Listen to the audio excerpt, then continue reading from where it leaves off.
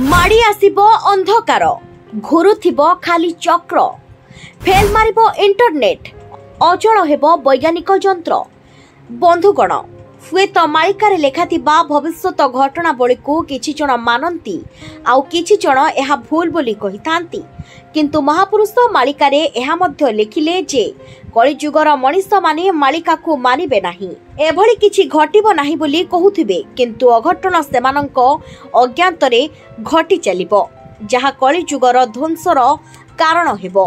बंधुगण गीता भागवत रामायण महाभारत जेते सबु पुराण रही ताहा अतीत घटना संपर्क रे कहे, किंतु मालिका भविष्यत घटना संपर्क रे कहूथाए।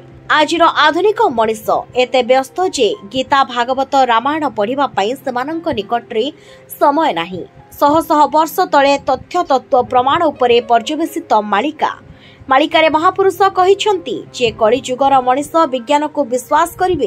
कलिजुगरे एही विज्ञानी मनीष चंद्र देवतांको उपरे बसिबार स्वप्न देखिबे, जहा वास्तव रे सत होईछि। आज्ञा आजिर मनीष चंद्र देवतांको ठारे घर करिबा पई जागा मध्य किणिलाणी। आगामी भविष्यत को नै महापुरुष अच्युतानंद भविष्यत मालिकारे लेखिले जे एही ज्ञानी मनीष एते विज्ञान पछरे दौड़िब जे भगवान को आउ मानिब नाही। महापुरुष आहुरी मध्य लेखिले जे नोहिला नोहिला हुरी पडुथिबो हेबो केही न जानी, चिंता भक्त माने चेती रहिथिबे एकथा निश्चय हेबो। एहार अर्थ लोके कहूथिबे हबनी हबनी किंतु ताहा घटिबो, लोके कहूथिबे बन्या बात्या हेबनी किंतु ताहा हेबो। आ प्राकृतिक विपर्यय एभली हेबो जे एठी विज्ञान आउ काम देबनी बोली अच्युतानंद लेखिले। भविष्य पुराण रे व्यासदेव और पंचसखा माने मध्य लेखिले जे नाही बेसी बेळ आउल बौळ निकटे होइबो देखा, आउ बेसी दिन नुहे से घटना खूब शीघ्र घटिबो।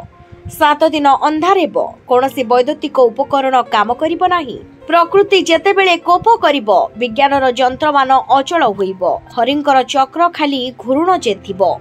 प्रकृति जेतेबेले कोप करिबो विज्ञानर जंत्रमान अचल होइबो, हरिंकर कोप खाली घूर्ण जे थिबो। अरखित दास महागुप्त पद्मकल्परे लेखिले जे देखिबो दिने वैज्ञानिक जंत्र चलिबो नाही।